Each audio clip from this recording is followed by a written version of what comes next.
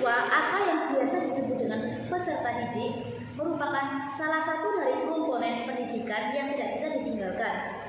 Karena tanpa adanya peserta didik, tidak akan mungkin proses pembelajaran berjalan dengan lancar. Peserta didik merupakan komponen manusiawi yang menempati posisi sentral dalam proses belajar mengajar. Di dalam proses belajar mengajar, peserta didik sebagai pihak yang ingin meraih cita-cita, memiliki tujuan, dan kemudian ingin mencapainya secara optimal. Pengertian peserta didik menurut Undang-Undang Dasar Nomor 20 Tahun 2003, peserta didik adalah anggota masyarakat yang berusaha mengembangkan potensi diri melalui proses pembelajaran yang tersedia pada jalur, jenjang, dan jenis pendidikan tertentu. Menurut Sudarwan Dhanim, peserta didik merupakan sumber utama yang terpenting dalam proses pendidikan formal. Peserta didik bisa belajar tanpa guru, sedangkan sebaliknya guru tidak bisa mengajar tanpa peserta didik. Oleh karena itu, kehadiran peserta didik menjadi keniscayaan dalam proses pendidikan formal atau pendidikan yang dilembagakan dan menuntut interaksi antara pendidik dan peserta didik. Di samping itu, Omar Hamli menjelaskan bahwa peserta didik merupakan salah satu komponen dalam pengajaran, di samping faktor guru, tujuan, dan metode pengajaran. Sedangkan Samsul Nizar menjelaskan bahwa peserta didik merupakan orang yang dikembangkan. Di lain pihak, Abu Ahmadi juga menjelaskan tentang pengertian peserta didik, yaitu peserta didik adalah orang yang belum dewasa, yang memerlukan usaha, bantuan, bimbingan orang lain untuk menjadi dewasa. Guru dapat melaksanakan tugasnya sebagai makhluk Tuhan, sebagai umat manusia, sebagai warga negara, sebagai anggota masyarakat, dan sebagai suatu pribadi atau individu. Berdasarkan beberapa pendapat di atas, dapat disimpulkan bahwa peserta didik adalah seseorang yang mengembangkan potensi dalam dirinya melalui proses pendidikan dan pembelajaran pada jalur, jenjang, dan jenis pendidikan tertentu. Peserta didik bertindak sebagai pelaku pencari, penerima, dan penyimpan dari proses pembelajaran, dan untuk mengembangkan potensi tersebut sangat membutuhkan seorang pendidik, yaitu seorang guru. Untuk pembahasan selanjutnya yaitu mengenai karakteristik peserta didik. Seorang guru dalam proses perencanaan pembelajaran perlu memahami tentang karakteristik dan kemampuan awal peserta didik. Analisis kemampuan awal peserta didik merupakan kegiatan mengidentifikasi peserta didik dari segi kebutuhan dan karakteristik untuk menetapkan spesifikasi dan kualifikasi perubahan perilaku atau tujuan dan materi. Karakteristik peserta didik didefinisikan sebagai ciri dari kualitas perorangan peserta didik yang pada umumnya meliputi antara lain kemampuan akademik, usia, dan tingkat kedewasaan, serta motivasi terhadap mata pelajaran, pengalaman, keterampilan, dan sebagainya. Ada dua karakteristik kemampuan awal peserta didik yang perlu dipahami oleh guru, yakni yang pertama ada latar belakang akademik. Latar belakang akademik meliputi jumlah peserta didik. Guru perlu memahami beberapa jumlah peserta didik yang akan diajar untuk mengetahui apakah mengajar pada kelas kecil atau kelas besar. Untuk mengetahui jumlah peserta didik, maka guru dapat berkoordinasi dengan bagian akademik. Selain jumlah peserta didik, ada juga latar belakang peserta didik. Pemahaman guru terhadap latar belakang peserta didik seperti latar belakang keluarga, ekonomi, tingkat hobi, dan lain sebagainya, itu juga berpengaruh terhadap proses perumusan perencanaan sistem pembelajaran. Untuk memperoleh data tersebut didapat melalui pengisian biodata oleh peserta didik. Selanjutnya ada indeks prestasi. Indeks prestasi peserta didik juga menjadi penting untuk diketahui oleh guru agar materi yang diberikan sesuai dengan kemampuan dapat disesuaikan dengan tingkat prestasi yang mereka miliki. Untuk mengetahui indeks prestasi peserta didik dapat diperoleh melalui nilai rapor sebelumnya atau seleksi kemampuan awal peserta didik yang diselenggarakan oleh lembaga. Dan yang keempat yaitu ada tingkat inteligensi. Memahami tingkat inteligensi peserta didik juga dapat mengukur dan memprediksi tingkat kemampuan mereka dalam menerima materi pelajaran, mengukur tingkat kedalaman dan keluasan materi. Bahkan dengan memahami tingkat inteligensi peserta didik, guru dapat menyusun materi, metode, media, serta tingkat kesulitan evaluasi terhadap tingkat inteligensi peserta didik. Tingkat inteligensi peserta didik dapat diperoleh melalui tes inteligensi peserta didik atau tes potensi akademik. Yang terakhir yaitu ada keterampilan membaca. Salah satu kecakapan yang harus dimiliki oleh peserta didik dalam belajar adalah keterampilan membaca. Untuk mengetahui tingkat keterampilan membaca, peserta didik dapat dilakukan melalui tes membaca dan menyimpulkan bahan bacaan dalam rentang waktu yang telah ditentukan oleh guru. Karakteristik yang kedua ada faktor-faktor sosial. Yang pertama ada usia. Faktor usia dapat dijadikan patokan dalam memahami karakteristik peserta didik. Memahami usia peserta didik akan berpengaruh terhadap pemilihan pendekatan pembelajaran yang akan dilakukan. Pendekatan belajar yang digunakan terhadap usia anak-anak tentu saja berbeda dengan pendekatan belajar yang digunakan terhadap anak remaja atau dewasa. Dalam praktik pendidikan dikenal dengan istilah pedagogi dan andragogi. Pedagogi yaitu ilmu dan seni mengajar anak-anak, sedangkan andragogi itu seni dan ilmu untuk membantu orang dewasa dalam belajar. Selain usia ada juga kematangan. Kematangan dapat diartikan sebagai patokan dalam memahami karakteristik peserta didik, di mana kematangan secara psikologis juga menjadi pertimbangan guru dalam menentukan berbagai macam pendekatan belajar yang sesuai dengan tingkat usia atau kesiapan peserta didik. Dalam ilmu psikologi, pendidikan kematangan ini disebut juga dengan perkembangan.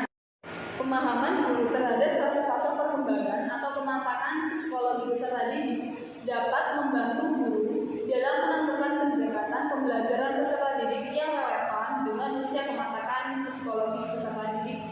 Selanjutnya ada rentangan perhatian. Rentang perhatian peserta didik adalah jumlah waktu normal peserta didik dapat berkonsentrasi dan mendengarkan uraian pembelajaran. Memahami rentang perhatian peserta didik dalam belajar akan menentukan kualitas informasi yang diperoleh peserta didik dalam proses belajar.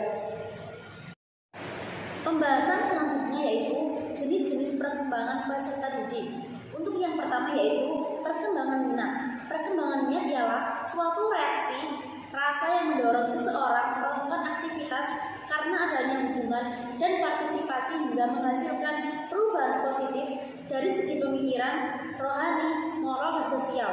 Adapun dua faktor yang mempengaruhi minat seseorang yaitu yang pertama faktor dari dalam ialah intrinsik, yaitu sifat pembawaan minat dari dalam terdiri dari tertarik atau rasa senang pada kegiatan, perhatian terhadap suatu kegiatan, dan adanya aktivitas atau tindakan akibat rasa senang maupun perhatian.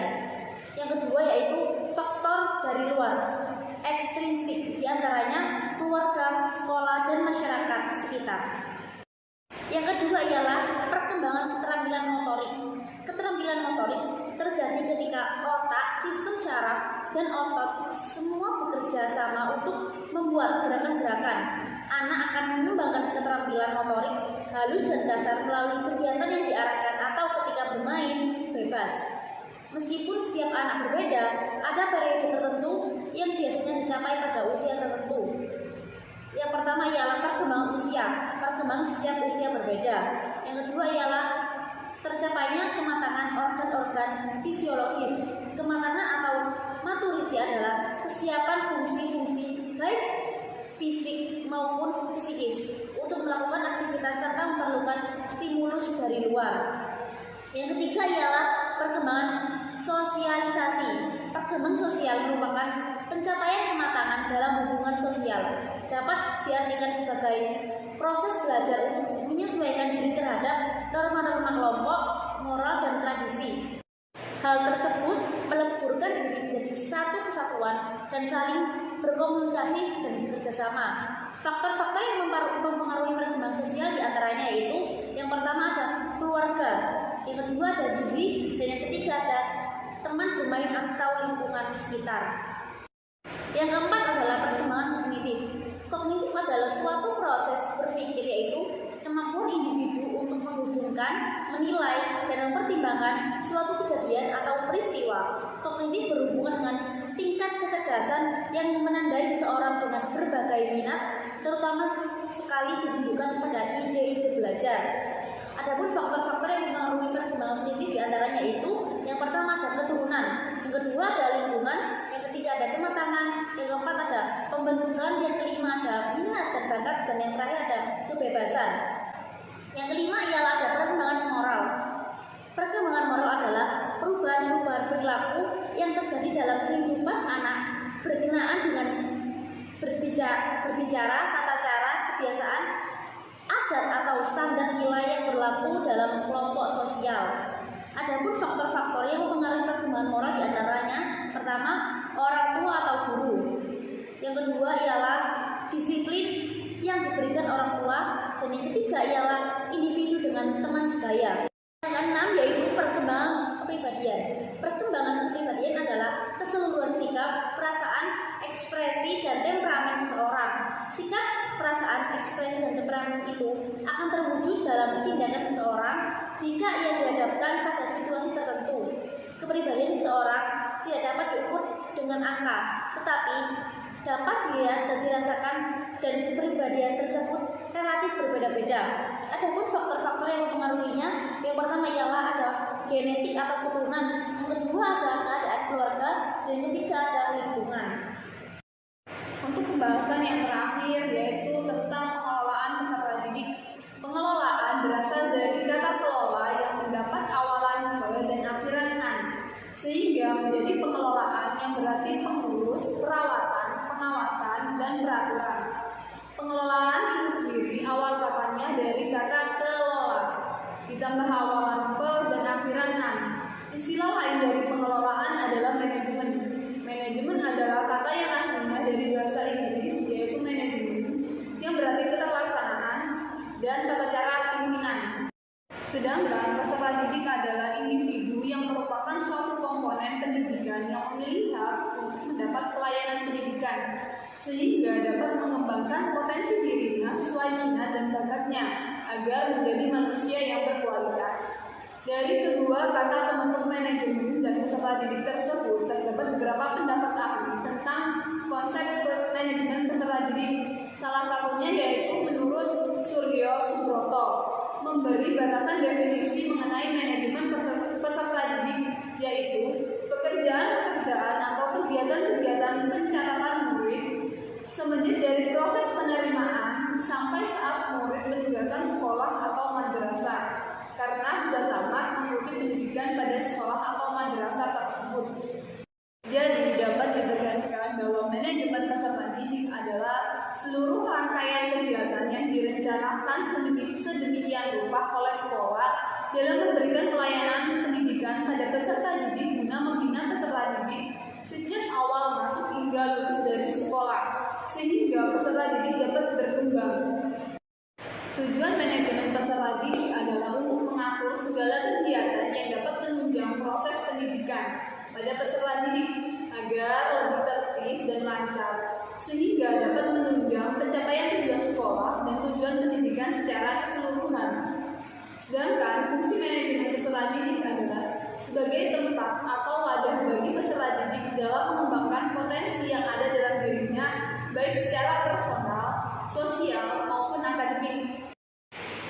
Bab 13 mengemukakan prinsip dasar dalam manajemen peserta didik, diantaranya yaitu yang pertama, peserta didik harus diperlakukan sebagai subjek, bukan sebagai objek, sehingga harus didorong untuk berperan serta dalam setiap perencanaan dan pengambilan keputusan untuk mereka. Yang kedua yaitu kondisi siswa sangat beragam, ditinjau dari segi fisik, intelektual, sosial ekonomi, minat, bakat, dan seterusnya. Oleh karena itu, perlu wahana yang beragam yang dapat mengembangkan setiap peserta didik secara optimal. Yang ketiga ada peserta didik akan termotivasi belajar jika mereka menyenangi apa yang mereka kerjakan. Yang keempat atau terakhir ada pengembangan potensi peserta didik, tidak hanya menyangkut ranah kognitif kognitif, tetapi juga ranah afektif dan psikomotorik. Sekian penjelasan dari kelompok kami. Mohon maaf jika ada salah kata ataupun kekurangan dari kami. Dan terima kasih atas perhatian kalian semua. Semoga materi hari ini bisa bermanfaat bagi kita semua. Wassalamualaikum warahmatullahi wabarakatuh.